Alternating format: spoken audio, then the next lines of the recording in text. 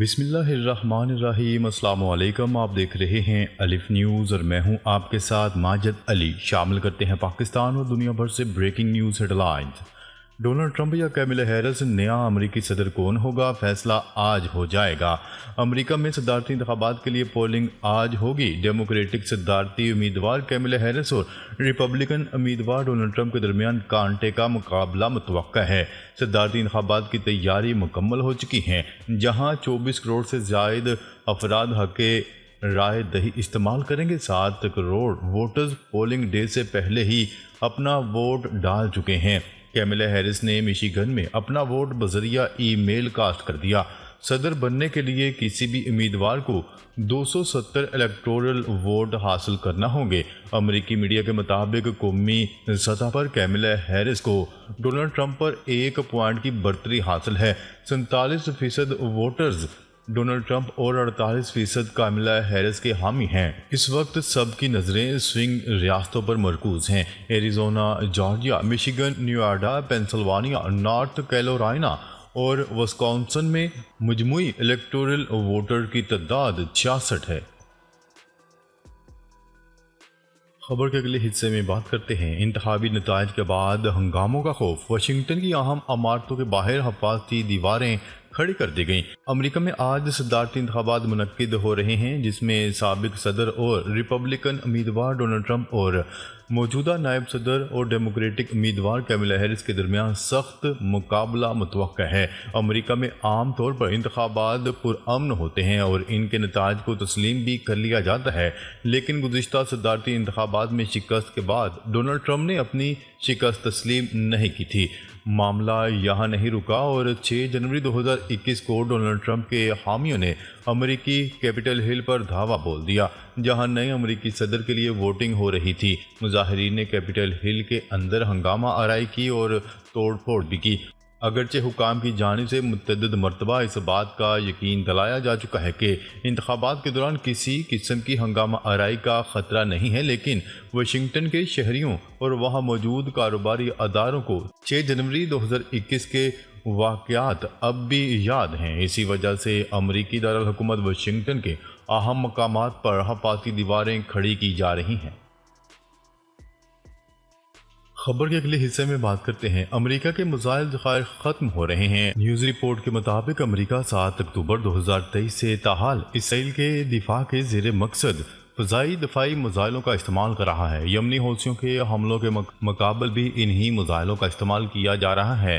News report کے مطابق روزنامہ وال اسٹریٹ جرنل کے لیے انٹرویو میں ایک امریکی اہم شخصیت کا کہنا ہے کہ امریکی فوج فضائی دفاعی سسٹموں کے ساتھ اسرائیل کا دفاع کر رہی ہے، جس کے باعث ملک کا میزائل اسٹاک کم پڑتا جا رہا ہے۔ میزائلوں کے ذخائر میں کمی کے خود امریکی دفاع کے لیے پرخطر ہونے کی طرف توجہ مبذول کروائی گئی ہے۔ خبر میں کہا گیا ہے کہ امریکہ وزارت دفاع پینٹاگون کو خاص طور پر بحر الکاہل میں امریکی فوج کے غیر محفوظ رہ جانے پر اندیشوں کا سامنا ہے، تاہم پینٹاگون نے قومی سلامتی کی وجہ دکھا کر میزائل ذخیرے کے بارے میں معلومات فراہم کرنے سے انکار کر دیا۔ خبر کے اگلے حصے میں بات کرتے ہیں چند ہفتوں میں نیتن یاہو کا لبنانی سرحد کا دورہ، فوجیوں کا حوصلہ بڑھانے کی کوشش۔ اسرائیلی وزیر اعظم نیتن یاہو نے لبنانی بارڈر کا دورہ کیا ہے۔ نیتن یاہو کے دفتر کی طرف سے اتوار کے روز جاری کردہ بیان میں کہا گیا ہے کہ لبنان کے لیے تعینات اسرائیلی فوجیوں سے ملاقات کے لیے یہ دورہ تھا، تاکہ ان کی لبنان پر گولہ باری جاری رکھنے کی خاطر حوصلہ افزائی کی جا سکے۔ نیوز رپورٹ کے مطابق لبنانی سرحد کا یہ دورہ اسرائیلی وزیر اعظم کا حالیہ ہفتے میں دوسرا دورہ ہے۔ اس سے پہلے بھی وہ اسرائیلی فوجیوں سے ملنے سرحد پر جا چکے ہیں۔ اسرائیلی فوج کے بیان کے مطابق ان کا یہ دورہ لبنان کی طرف سے اس وقت ہوا جب اتوار کے روز لبنانی سرحد کی طرف سے اسرائیل کی طرف 100 سے زائد راکٹ فائر کیے گئے۔ ان حالات میں وہ اسرائیلی فوجیوں کا حوصلہ بڑھانے آئے تھے۔ عالمی خبرسا ادارے کی رپورٹ کے مطابق کل بھی اسرائیلی وزیر اعظم نیتن یاہو نے لبنانی سرحد کا دورہ کرنا تھا، جہاں 20 منٹ قبل ہی حزب اللہ کی جانب سے ڈرون حملہ کر دیا گیا، جس کے باعث وزیر اعظم نیتن یاہو نے اپنا دورہ ملتوی کر دیا۔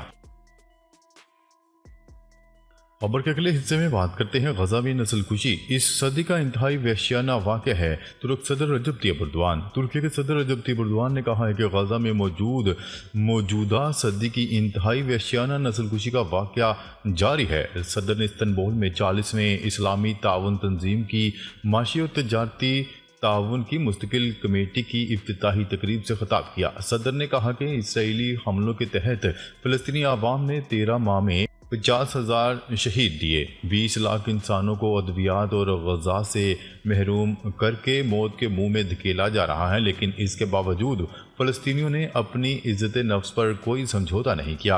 اردوان نے کہا کہ موجودہ صدی کی انتہائی وحشیانہ نسل کشی ہمارے بالکل قریب یعنی غزہ میں ہوئی اور جاری ہے۔ صہیونی نظام اور اس کے حامیوں نے 13 ماہ سے ہر طرح کا ظلم اور نسل کشی کی، لیکن وہ ہمارے فلسطینی بھائیوں کو جھکا نہیں سکے۔ غزہ اور لبنان پر صہیونی جارحیت کا بہترین جواب مزید ممالک کی جانب سے فلسطینی ریاست کی تسلیم ہوگی۔ ترکیہ کے صدر رجب طیب اردوان نے زور دیا کہ اسلامی دنیا کو اختلافات کو ایک طرف رکھ کر فلسطینی اور لبنان کے عوام کی جائز جدوجہد میں مدد کرنی چاہیے۔ ترکیہ کے صدر رجب طیب اردوان نے کہا کہ اسرائیلی نسل کشی کے خلاف سب سے پرعزم موقف رکھنے والے ممالک میں سے ایک ترکیہ نے اپنے تمام وسائل کے ساتھ فلسطینی بھائیوں کی مدد کی کوشش کی ہے۔ اردوان نے بتایا کہ ترکیہ 65,000 ٹن سے زیادہ امداد کے ساتھ غزہ میں سب سے زیادہ امداد پہنچانے والا ملک ہے۔ خبر کے اگلے حصے میں بات کرتے ہیں اسرائیل کو ہتھیاروں کی فروخت اور منتقلی روکی جائے، 50 ممالک کا اقوام متحدہ سے مطالبہ۔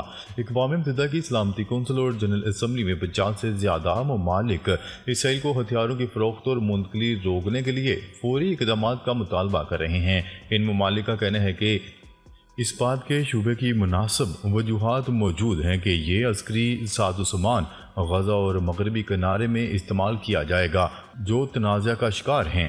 یہ بات اقوام متحدہ کے زیر انتظام دونوں اداروں اور تنظیم کے سیکرٹری جنرل انطونیو گوتریس کو پیر کے روز بھیجے گئے خط میں کہی گئی ہے۔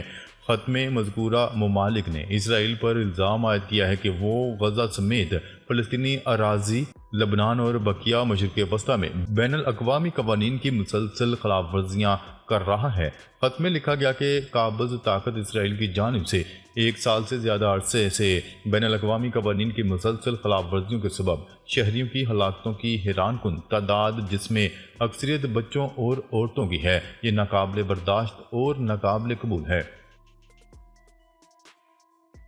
خبر کے اگلے حصے میں بات کرتے ہیں اسرائیل جنگ بندی پر راضی ہو جائے تو جوابی کارروائی میں نرمی ہوگی، ایران نے خبردار کر دیا۔ ایران کے صدر مسعود پزشکیان کا کہنا ہے کہ اسرائیل جنگ بندی پر راضی ہو جائے تو ایران کی جانب سے بھی جوابی کارروائی میں نرمی ہوگی۔ ایرانی خبرسا ادارے کی رپورٹ کے مطابق صدر مسعود پزشکیان نے کہا اگر اسرائیل جنگ بندی قبول کرتا ہے اور خطے میں جاری مظلوم لوگوں کے قتل سے رکتا ہے تو اس سے ایران کی جوابی کارروائی کی شدت کم ہو سکتی ہے۔ مسعود پزشکیان نے مزید کہا ایران اپنی خود مختاری و سلامتی کے خلاف کسی بھی جارحیت کو بغیر کسی وجہ کے نہیں چھوڑے گا۔ کیا رہے کہ اسرائیل نے 26 اکتوبر کو ایران کی فوجی تنصیبات پر بمباری کی تھی۔ اسرائیل نے کہا تھا کہ 1 اکتوبر کو ایران کی طرف سے اسرائیل پر کیے گئے جوابی حملوں کے سلسلے میں یہ جوابی کارروائی کی گئی ہے۔ خبر کے اگلے حصے میں بات کرتے ہیں اسرائیل نے اقوام متحدہ کی امدادی تنظیم سے معاہدہ منسوخ کر دیا۔ اسرائیل نے اقوام متحدہ کو باضابطہ طور پر آگاہ کیا ہے کہ وہ اس معاہدے کو منسوخ کر رہا ہے جو 1967 سے فلسطینی پناہ گزینوں کے لیے اقوام متحدہ کے امدادی تنظیم اونروا کے ساتھ اپنے تعلقات کو قائم کیے ہوئے تھا۔ اسرائیلی وزیر خارجہ نے اپنی وزارت کو حکم دیا ہے کہ وہ منسوخی کے بارے میں اقوام متحدہ کو آگاہ کرے۔ اسرائیلی وزیر خارجہ نے کہا کہ اقوام متحدہ کو ثبوت کے ان گنت ٹکڑوں کو پیش کیا گیا تھا کہ حماس کے کارکنان اونروا کے ذریعے کام کرتے ہیں اور دہشت گردی کے مقاصد کے لیے اونروا کی سہولیات کا استعمال کرتے ہیں، لیکن پھر بھی اس بارے میں کچھ نہیں کیا گیا۔ اس کے جواب میں اونروا کے ڈائریکٹر کمیونیکیشن جولیٹ توما نے کہا کہ اقوام متحدہ کے نگران دفتر کی تحقیقات کے علاوہ اونروا کو اسرائیلی حکام کی جانب سے براہ راست ایک رسمی الزام موصول ہوا۔ جس میں الزام لگایا گیا ہے کہ اس کے 100 حملے کے ارکان فلسطینی مسلح گروپوں کے رکن تھے۔ انہوں نے کہا کہ اونروا نے شواہد دیکھنے کے لیے کہا اور اسرائیل سے الزامات کے بارے میں مزید معلومات اور تعاون طلب کیا تو اسے کوئی جواب نہیں ملا۔ ناظرین، اب تک کے لیے اتنا ہی۔ مزید خبریں لے کر بہت جلد آپ کی خدمت میں حاضر ہوں گے، تب تک کے لیے اپنا خیال رکھیے گا۔ اللہ نگہبان۔